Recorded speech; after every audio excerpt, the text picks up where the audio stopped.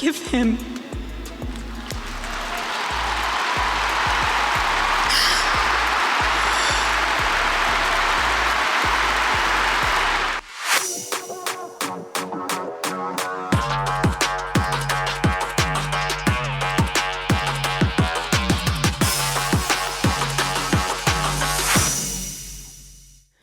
Welcome to Sara Gonzales Unfiltered. I am back from Arizona. I am going to warn you, I am going off of very high emotions and very little sleep. The memorial of Charlie Kirk was one of the most incredible experiences of my life. And I realize that most of you have probably, I hope that you've already watched it. I hope that you watched it live and experienced it. If you haven't, I am going to play some clips here of some of the moments I think that stuck out and are worth repeating and talking about. But don't just stop there. I highly encourage you to watch it from start to finish. And don't just watch the speeches. Watch the songs, the praise and worship, the sermons. Don't just watch the J.D. Vances and the President Trumps and, you know, the Marco Rubios. And those were all great. Okay. But you don't get the true weight of how huge this was for our country and how we are really we are in the beginning stages of a revival. That was made so clear to me yesterday. And so I'm just telling you guys, it is well worth the time to watch the stark contrast between how the right has responded to one of the most inspirational young voices in our country being silenced because he was murdered. So you see how we've responded through that. We just held a beautiful memorial service. And the gospel was proclaimed over and over and over again and sent to like 100 million people. Because this was all about Jesus Christ. And millions upon millions of people watched it. Because it was not just, of course, the stadium, but it was the Overflow Stadium. It was Turning Point's live stream. It was our live stream. It was so many live streams that were watched across the world that got to hear the gospel of Jesus Christ. And it's just such a stark contrast that this happened to us. And he wasn't a degenerate. He wasn't a criminal. He was an innocent man, a Christian, a conservative, a thinker. And he was murdered right in front of our very eyes. And you know what? We didn't riot. There was no looting in the streets. Cities didn't burn down. We just congregated and praised Jesus for all of his blessings. And it was just, I think honestly, I don't know, I'm going to try really hard not to cry because I hate crying on TV. And I've done enough of it in the last 2 weeks since we got the news. But it was one of the most beautiful things that I've ever experienced in my life. And my heart goes out to Erica Kirk, who I'm in constant awe of her. This was when she entered to speak. And I can't even imagine losing your husband and going out there. This isn't the first time that she spoke to the world, right? Going out there and having the grace and the dignity that she had in standing there confidently and not just breaking down. I mean, I cannot understand how she did it. But I want to play a little bit of her message. Watch. My husband, Charlie, he wanted to save young men, just like the one who took his life.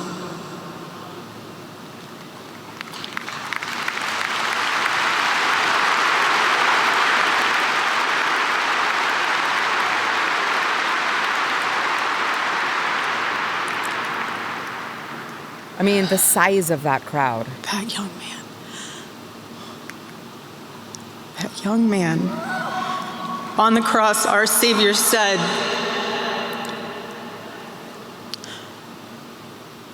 "Father, forgive them, for they not know what they do." That man, that young man, I forgive him.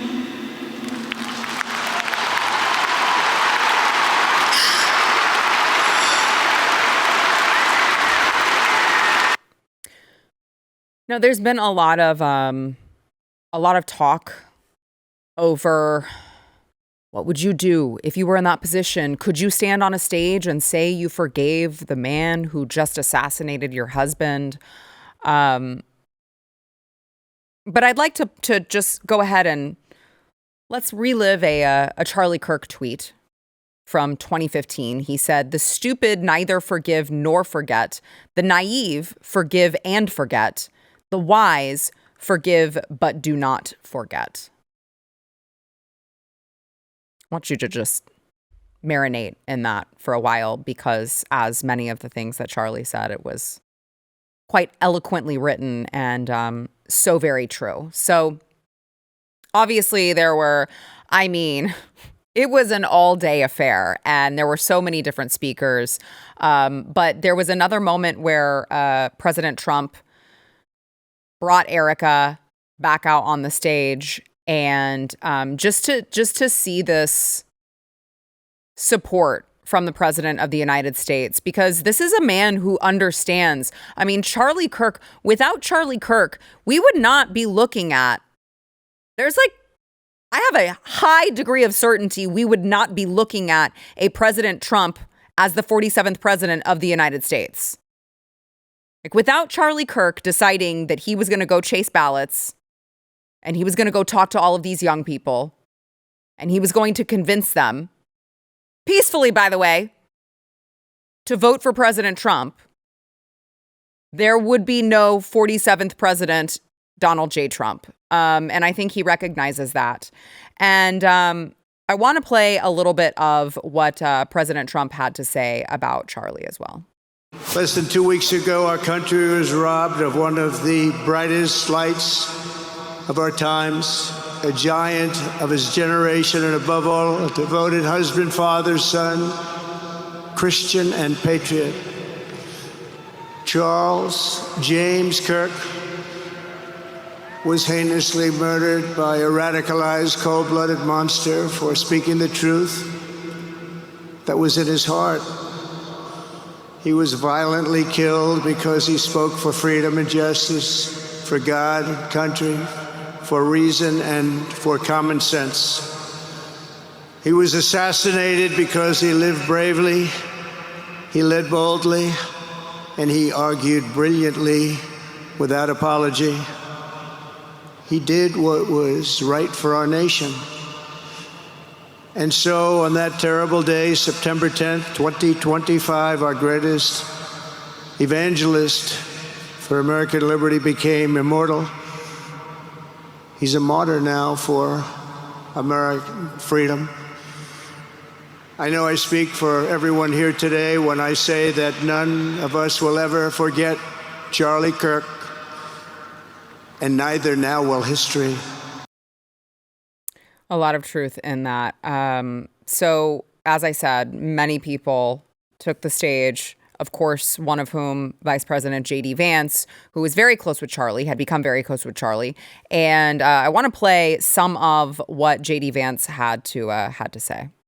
You know, I can't help but think that they tried to silence my friend Charlie Kirk. They tried to silence our dear friend Charlie Kirk. And tonight, we speak with Charlie and for Charlie louder than ever.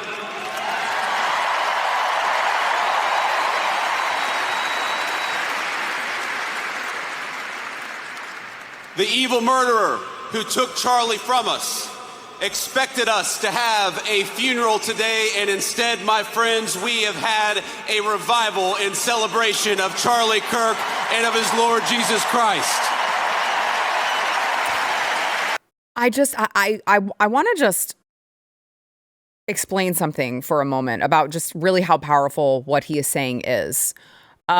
It very much was a revival. Like, I don't know what is happening in this country other than what God always does, right? He takes something terrible and turns it into something that is good. And, you think about all of the people who have just recently been with the news of what happened to Charlie. They're binge watching Charlie Kirk videos. They're binge watching Charlie Kirk speeches. They're binge watching his Prove Me Wrong, his, debates with all of these college students. They're watching these. Because, you want to know, right? Like, you want to know, why did they feel the need to shut him up like that? What? They hated what he had to say. Just say. I'm speaking words right now. That's all that Charlie was doing. They hated what he had to say so much that they had to kill him. What the hell was so bad that he said that he deserved death? Let me go check it out. And so you have all of these young people who are going and binge watching his videos. And when you watch enough of his commentary and you listen enough to what he has to say, it doesn't just end at limited government, at small government. It doesn't just end at conservatism and voting Republican. That's just like the tip of the iceberg. Because when you start looking at liberty and freedom, and you start looking at inalienable rights, and you understand when you read all of these documents that our rights don't come from government, they come from God. And then you're like, God? Well, who's that guy? And that's been the experience that I've been reading of a lot of people. A lot of people who are like, I watched this and I cried. And I don't know why I cried, because I don't believe in God. But my reaction, the visceral reaction that I had in my body, in my physical body, that I can't understand, has led me to go read about God, to go read more about the fact that God and our founding documents are obviously connected. I've been seeing it everywhere. So it was just so beautiful to watch all of these people. They had a pastor on the stage who gave a beautiful sermon and then asked everyone who had never accepted Jesus into their hearts to stand up. And there were so many people who stood up in that room. So many people. And their neighbors prayed with them. It was an incredible, incredible sight to behold. And I remember talking about how, we've said it several times before this happened to Charlie, that there was a movement that was afoot, because you saw us in the darkness with Joe Biden, and then you saw us move to the light. And you saw that it was actually kind of cool again to be able to talk about Christianity without being shunned by society, to have a president who recognized it, to have a president who deemed that Easter was actually Holy Week again rather than Trans Day of Visibility. And you could feel the movement in the air.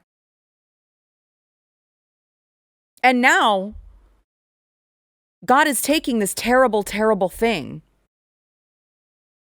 and using it for good. And it's just been a really, really incredible sight to see. So you had You had the sermons, you had the gospel, you had all of these things. You had President Trump, you had the eloquence, the grace of Erica. But I think that you also, you had a righteous anger from some people. And I want to play some of what I thought was one of the most incredible speeches from one of Trump's advisors, Stephen Miller. Erica stands on the shoulders of thousands of years of warriors, of women who raised up families, raised up city, raised up industry, raised up civilization, who pulled us out of the caves and the darkness into the light. The light will defeat the dark. We will prevail over the forces of wickedness and evil. They cannot imagine what they have awakened. They cannot conceive of the army that they have arisen in all of us. Because we stand for what is good, what is virtuous, what is noble. And to those trying to incite violence against us, those trying to foment hatred against us, what do you have? You have nothing. You are nothing. You are wickedness, you are jealousy, you are envy, you are hatred. You are nothing. You can build nothing. You can produce nothing. You can create nothing. We are the ones who build. We are the ones who create. We are the ones who lift up humanity. You thought you could kill Charlie Kirk? You have made him immortal. You have immortalized Charlie Kirk. And now millions will carry on his legacy. I just thought it was really beautiful to see the contrast in tone from all of these people who are all affected by Charlie's death and obviously are processing it in different ways, none of which are wrong, by the way. None of which are wrong. One last note on this.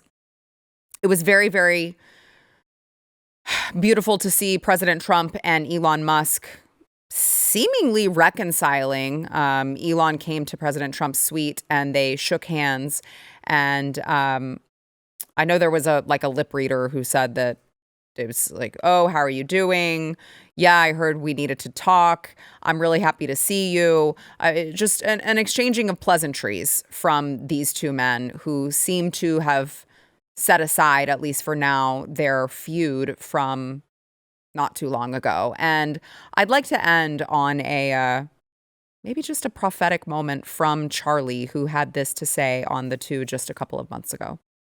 Now, it might seem as if this is irreconcilable between President Trump and Elon Musk. How could they possibly ever join forces? How could they ever come back together after all this back and forth? I think Elon and Trump will reconcile. And I think they did. And I know Charlie saw that, and I know Charlie smiled. Rest in peace, Charlie. We'll miss you. I want to thank our sponsor this segment, Jase Medical. So Jase Medical is there for those of you who you understand the importance of being prepared in an emergency. In fact, you understand it so much that you have all of those bins of emergency food that you store in your house. I know, because I have them. So if you have the bins of emergency food, but you haven't thought yet about emergency medication, might I just suggest that you check out the Jase case? Because yeah, food is great, but do you know what else is great? Having emergency medication in the event that you need it in an emergency and you don't have it. So imagine if you needed a life-saving medication. Imagine if you had, I don't know if the supply chains are shut down or you're in some sort of a natural disaster, whatever the case may be. Obviously, it's an emergency. We can't plan for it. We don't know how it's going to happen. We don't know when it's going to happen, but we want to make sure that we're prepared. You would not want to know, not want to find out what would happen if you did not have all of these emergency medications and life-saving antibiotics.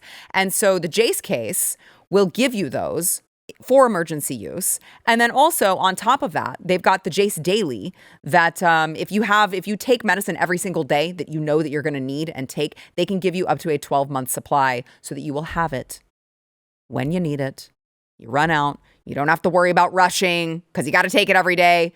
Jase has got you covered. You can go to jase.com, enter promo code Sara at checkout for a discount on your order. That is jase.com, promo code Sara.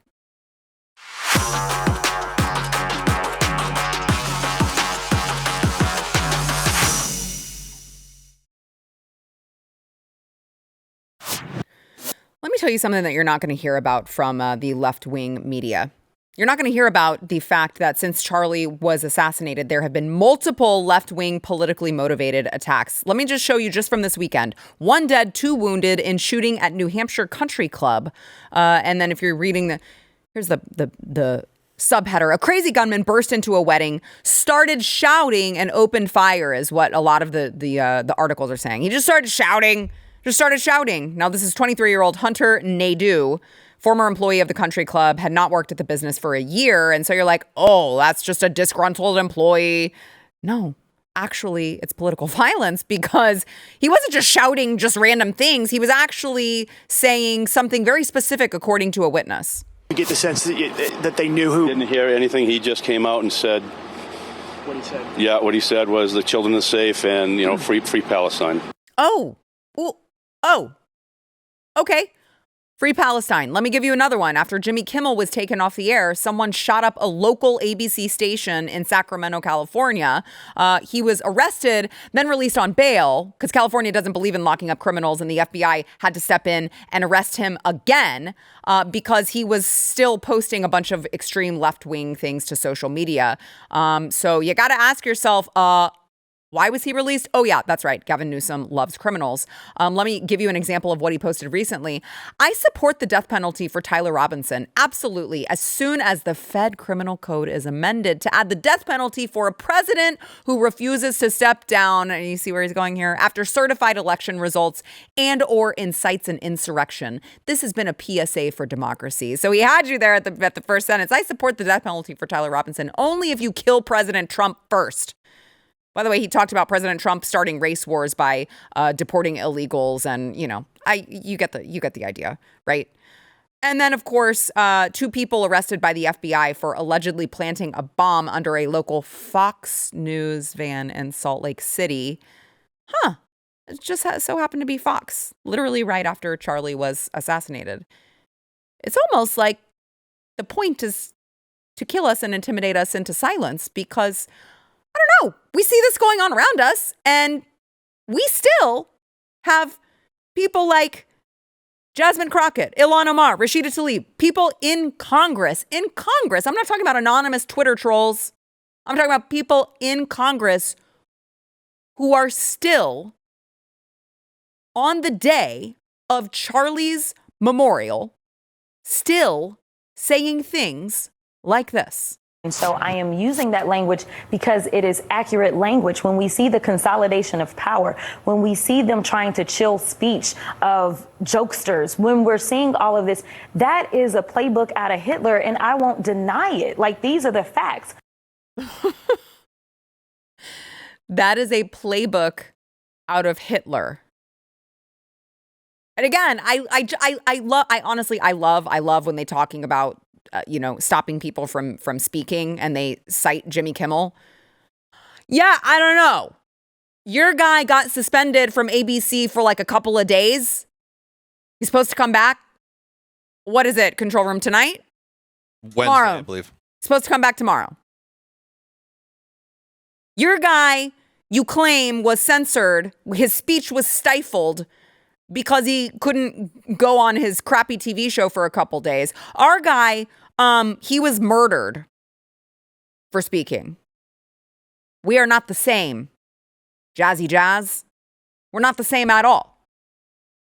I mean, they cannot turn it down, not even for a moment, not even for a second. And you know what? I am so glad.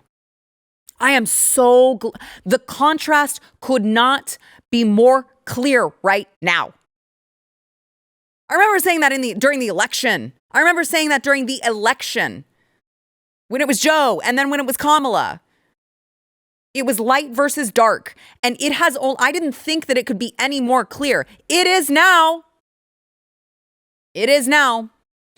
So that's why you watch Sara Gonzales Unfiltered. You get to see things that the ABCs, CNNs, MSNBCs of the world aren't showing you. All right, we got to take a break. And then when we come back, I'm going to talk to a lawyer who is helping out some J6ers in a way you would not believe. And you will not believe some of the stories you probably never heard that he has to share with me when we return. First, we want to thank our sponsor, Shopify. So listen, Shopify, I use Shopify. So if you go to AmericanBeautyBySarah.com right now, what you will see is a beautiful website that is made and connected with Shopify. But it's not just me.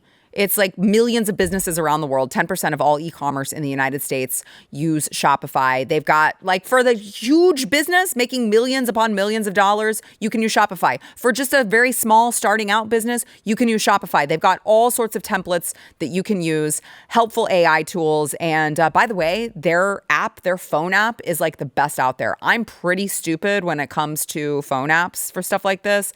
I actually can use it, okay? So I'm just saying, if you're ready to sell, you're ready for Shopify. Do you like money? If you do, turn your big business idea into with Shopify on your side. Sign up for your $1 per month trial. Start selling today. You can go to shopify.com/Sarah. That is shopify.com/Sarah.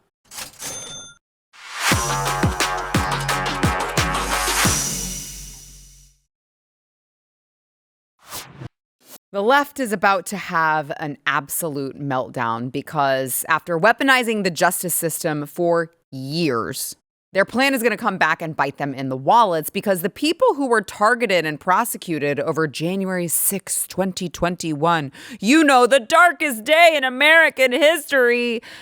Oh, they're now seeking compensation. Yeah. One of the lawyers for the protesters wants to create a panel that would decide on financial damages, much like the arrangement of a special master to award money to the victims of the September 11th terrorist attacks. Trump issued nearly 1,500 pardons in January immediately after taking office. And remember, a lot of these people, they lost their jobs, they lost their homes, they lost their savings, they lost literal years of their lives under Joe Biden's witch hunt. And on top of that, you had the Biden DOJ treating these people like terrorists. I mean, they called them domestic terrorists, right? They treated them like terrorists. They had them in solitary confinement. They had them in unsanitary conditions. They destroyed people's families. They put them in financial ruin, all for, remember, walking into a public building on practically a guided tour by Capitol Police. They held the doors open for them, walked right on in, and they had their lives completely ruined from it. And now, of course, the left is outraged that these people who were held captive by the government are finally demanding compensation. Now, if I recall, Black Lives Matter protesters were able to burn our country to the ground. You had Antifa thugs that were celebrated as activists during that time period. You had record amounts of insurance money, insurance claims being paid out. Because remember, oh, well, it's insured. You can just talk to your insurance company for that. It's okay. If you don't mind, we're just going to burn your entire livelihood to the ground. It's fine. And while all that was happening, you had Kamala Harris calling to raise money to get these thugs back out on the streets, the ones who even did get locked up. If you're able to, chip in now to the Minnesota Freedom Fund to help post bail for those protesting on the ground in Minnesota. The left doesn't want justice. They want permanent punishment for dissent. All you dissenters, they want you to learn the lesson. Don't ever do that again. The Biden DOJ made them into political hostages to send a message. If you dissent, we will destroy you. And President Trump came back in office and he freed them.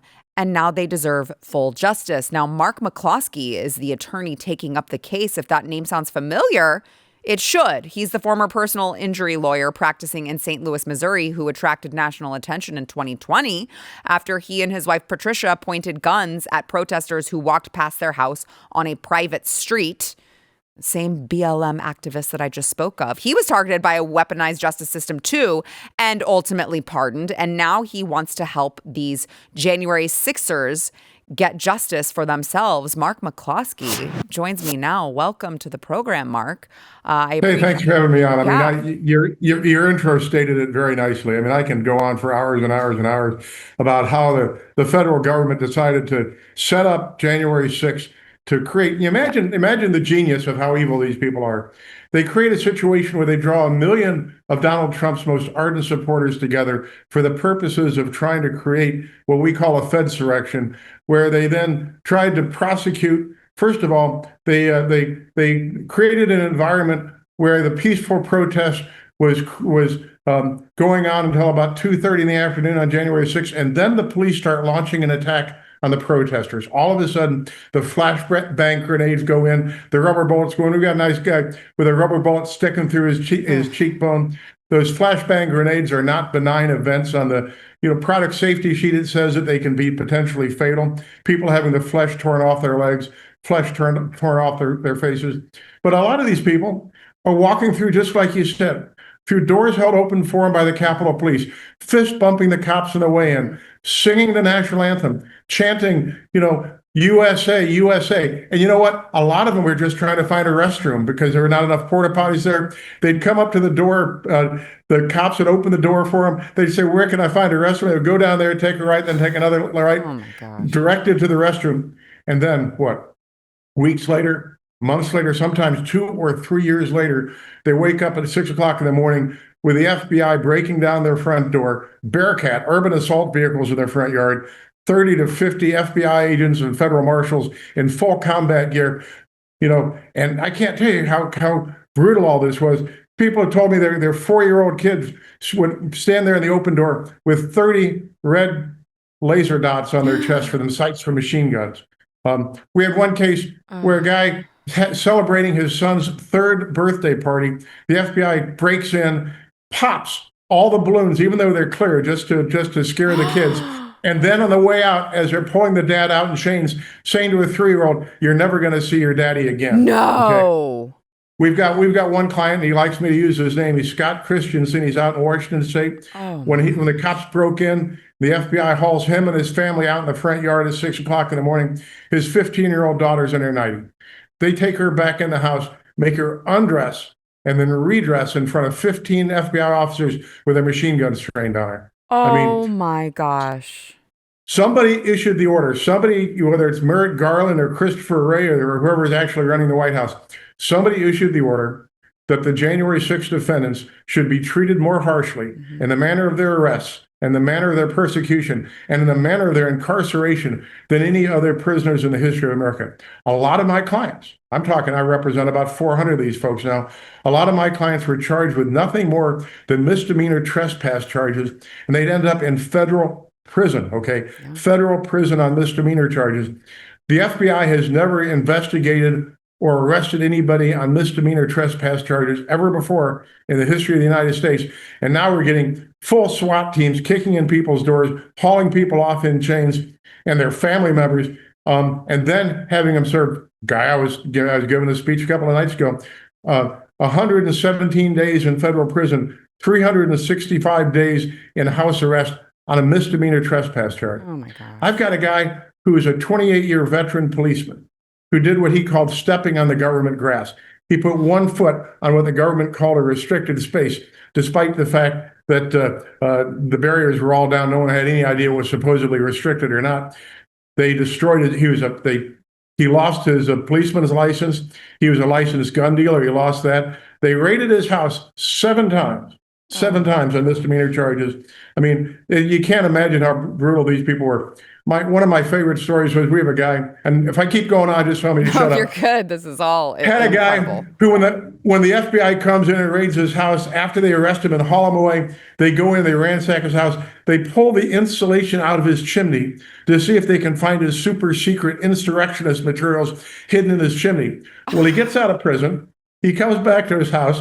It's wintertime. It's cold. He puts a fire in the fireplace, but because he doesn't know they've torn the insulation out of his chimney, his house catches on fire. Oh, my God. But then, because he's listed as a domestic terrorist, the fire department can't deploy until they get an FBI escort, so his house burns down. You're kidding. No.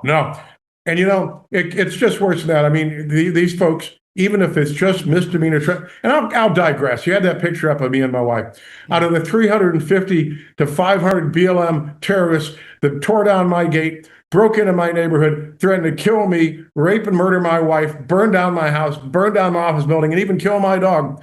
Not one of those people did a day in jail, right? But the people, the moms and pops and the patriots that walked into open doors of the Capitol building were called domestic terrorists. Right. They were put on the domestic terrorist list. They got what called Quad S, means 4 S's on their boarding passes. Yep.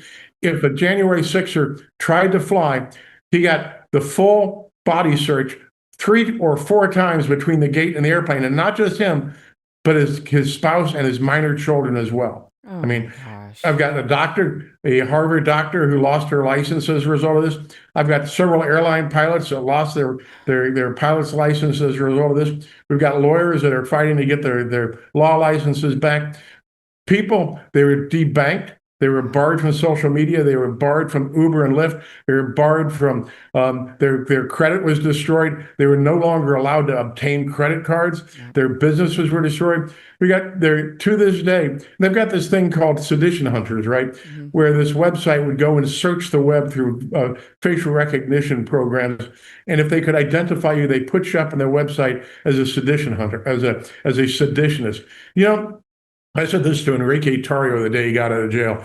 I said, you know, you guys were the worst insurrectionists in the history of the country. You guys didn't have any weapons. Yeah, you didn't have any plan. You didn't have any organization. You're all sitting around singing Kumbaya, you know, USA, USA, until the Capitol Police start throwing grenades at you and start shooting you with rubber bullets, you know. By the way, a lot of my clients got convicted of a crime called assault on a federal officer with a dangerous or deadly weapon. You know what dangerous and deadly weapons were on January 6th? Empty water bottles that happened to, when you got rid of your water bottle, if it went in the direction of a Capitol policeman, you were guilty of assault on a police officer with a dangerous or deadly weapon. If you're being clubbed, I've got a 70-year-old man, did 30 months in prison down in Yazoo, Mississippi, because as he's being beaten by the cop, he put his hand up to block the truncheon blow. Once the baton hits your hand, that's called assault on a police officer with a dangerous or deadly weapon. If the cops are pushing those bicycle barricades in you to push you back and you're being suffocated by the weight of the crowd, if you push back on the barrier, that's assault on a police officer with a dangerous or deadly weapon. Serious felony, years in prison. And so they would take these moms and dads and kids and grannies and everything else, lock them up, put them in chains, haul them in front of the court, and then either imprison them until the time that their trials came up, or put them on house arrest, put them on ankle monitors, and then they'd say, okay, you can plead guilty to these misdemeanors. You have to perjure yourself by pleading guilty to a crime you did not commit, or we will charge you with 5, 6, 8 felonies that'll put you in jail between 7 years and the rest of your life. So what are you going to do, right? But then you plead guilty. And now everybody says, I was interviewed yesterday by the BBC, and they're saying, well, these people all pled guilty. They're criminals. Yeah, you know, you get a right to plead guilty or spend the rest of your life in prison. Plead guilty to a misdemeanor, you know. And that was the intention, though, Mark. I mean, wasn't that the intention, though, Mark? I mean, that was the whole intention. Was we're still going to ruin your life. We're gonna make that. That was the entire intention, the entire time, to charge them with all sorts of stuff that they knew that they were never going to get, and then scare these people into pleading down. And then they've got this scar, they've got this stain on their records for life. They're going to totally ruin them. I mean, wasn't that the plan all along? The plan was threefold. One is, as you mentioned in your intro, the general deterrence. That is, tell the American people that if you stand up and challenge the authorities, we will destroy you. We will crush you. We will destroy the rest of your life. We wish you hadn't been born. But then they also collect into D.C. Trump's most ardent supporters and then absolutely destroy their lives, actually destroy their lives. But the third part of it, which fortunately never occurred, was that the government was attempting to create a crisis that day where they'd have like a Kent State situation where they could film some bodies on the ground and blame it all on right-wing extremism, and then allege that Donald Trump had promulgated an insurrection and to bar him from running for election again under the 14th Amendment. But you know, these violent insurrectionists were so bad, Ashley Babbitt got killed by a Capitol policeman who gets off scot-free without any investigation. Yep. Roseanne Boylan is beaten to death by a Capitol policeman. You know how many Capitol policemen were killed that day, contrary to the public, statements of the mainstream media? Zero. I can't tell you how many people I've talked to that were there that day that said when they got back to their hotel rooms that night and looked at what was being portrayed on television, I said, was that the same place we were? Didn't look like that to us, right? Right. Right. And then there were the agents provocateur, right? Yep. There's the Ray Epps and the people that were encouraging people to do more, saying, let's go in or let's do this. The guys that broke the windows, for example. Yep. One of my clients was in the cell next to one of these BLM guys, a known BLM activist, who is one of the guys that broke the windows, right? Mm-hmm. But one of my clients, his dad was running for Congress in Arizona. He subsequently, client ran for Congress in West Texas. But he was up in D.C. that day filming a campaign commercial for his dad. And they sold his indictment to the grand jury on the allegation that he was a ringleader of the insurrection and personally responsible for the death of Capitol Police Officer Brian Sicknick.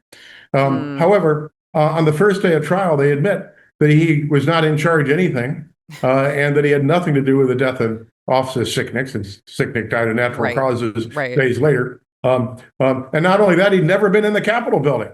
Oh my gosh. And so they moved to dismiss the charges. And the judge essentially says, look, you're guilty. You can put on your defense if you want to, but you're guilty. 30 minutes of jury selection, 3-day or 4-day trial, 30 minutes of jury deliberation, years in prison. Okay. Wow. And why? Because he filmed, while he was filming his dad's commercial, he filmed the agents provocateur. He filmed the people that were there trying to spur on the crowd. And so now he's out after the 1512 that obstruction charge that everybody got tagged with that the Supreme Court ruled is unconstitutional. He gets sprung after that gets ruled unconstitutional. So then he's on appeal. And he wants his memory cards and his cameras that the government seized so he could prove not only his innocence, but prove that there were these agents provocateur out there urging the crowd on. Guess what? Oops, we've lost those. Of course. Right? Of course. Yeah. Of course. And the government faked evidence. The government destroyed exculpatory evidence. The government caused the witnesses to perjure themselves. People would be prosecuted for assault on officers where the officers could not be identified or didn't show up to testify, and they still got convicted. So then I guess my main question in this is, well, it's twofold. How much in damages are you hoping to get? And then my additional question, is this like similar to like a class action type lawsuit? Like how do we know who is involved in the lawsuit and who isn't? And do they split it evenly? Like how does that all work? Well, here's the thing. It's so different. Each person's claim is so different. It's not amenable to a class action. I represent people that did as little as 2 weeks in home detention to people that did 900 days in solitary confinement. By the way, solitary confinement in American prison, particularly the gulag in D.C., are horrendous. There's a guy I was talking to yesterday in his solitary in D.C. He's talking a excrement-covered floor, blood on the walls, blood on the mattress, rats at night. I mean, the food was inedible. And by the way, when they talk about 23 hours in, an hour out, that hour isn't walking in the grass outdoors. That hour means they put you in a cell that actually had a window so you can see outside for an hour. But anyway, so the bottom line is that we're asking, everybody's claim is different. They'll all be presented independently. Okay. And it goes from hundreds of thousands of dollars to many million. We have people that were making over $1 million a year, people that had multi-million-dollar businesses who were crushed, we got guys that are out there digging ditches now who are running major corporations before this, cannot get a job anywhere because they might go in and have a nice interview and then the next day they get a call. I understand you're an insurrectionist and you're a terrorist, right? Yeah. So the numbers go from very not to moderate to very big. But never before in the history of America has the government been weaponized against ordinary citizens the way it had been under the Biden administration. Yep. And one of the things we hope to do is make it so apparent that the government so overreached these people and so intentionally and exclusively for political benefit destroyed their lives We need to make it expensive enough that it never happens again. It never happens again. You're absolutely right. And I'm so glad that you are taking on this case for all of these people, because we really have to set the precedent that the American people have woken up, and we are not going to allow the government to do that to us again. I want to ask you just one more quick question, and then I have to let you go. But I do want to know, Mark, that picture of you and your wife is like one of the most epic pictures I've ever seen. I remember defending you whenever this all happened. I mean, you guys look badass, really, honestly. And I just want to ask, like, do you have I would have this picture on my mantle and be like, yeah, that was us. We're complete badasses. We don't care if you step foot on our property. We're going to defend our property. And I just want to know, like, how do you feel about this picture? Oh, we've got all the memes. We were the most memed people on the planet. I didn't know what a meme was the day before, but it took me 1,847 days to get that rifle back and 1,887 days to get my wife's pistol back. We got both of those guns back in the roost now. And that was a event we did up in Michigan. I mean, look at you guys. It probably wasn't the greatest day of our life. Right. At the time that it happened. But, the Lord moves in mysterious ways. Yes. And it's now given us an opportunity to give back in ways we never could have before. Well, I love that. And, I was so mad for you guys when it happened, but I'm really glad to see that you are out there just trying to make the best of the situation. And, of course, helping all of these J6ers, because God knows they need the help. Mark McCloskey, I appreciate you, sir. Come back and let us know how it's going. Absolutely. Thank you very much for the opportunity to tell the story. Thank you.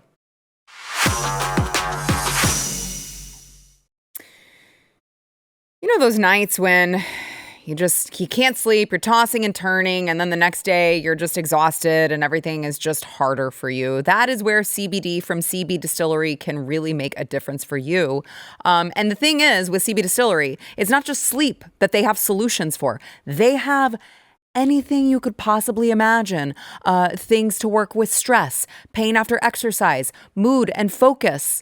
Anything that you need. I'm telling you guys, this is highest quality, clean ingredients, no fillers, just premium CBD. And so if you are, you've got aches and pains that you have that you're dealing with, or you really need sleep, you need some stress relief, I use CB Distillery, and it's not scary. It's not like going to get you high. I know people who are not familiar with it are like, oh my gosh, you're going to get high from taking it. No, but what it is going to do is give you relief. That is why over 2 million people trust CB Distillery. So I am telling you guys, go check them out. It is cbdistillery.com. And right now you can save 25% off your entire purchase if you use promo code Sarah. That is cbdistillery.com, promo code Sarah. Before we go, I just want to remind you guys, now's the time. Make sure you're subscribed to Sara Gonzales Unfiltered on YouTube. Make sure you hit the like button. It'll help us in the algorithm, which we all know is stacked against us. And also comment, because that will also help us. Remember, we just got back from being demonetized for like 2 years. Show us some love over at Sara Gonzales Unfiltered on YouTube. Check me out at AmericanBeautyBySarah.com. And I'm going to stock up on sleep tonight, come back refreshed, and be back with you tomorrow. We'll see you then.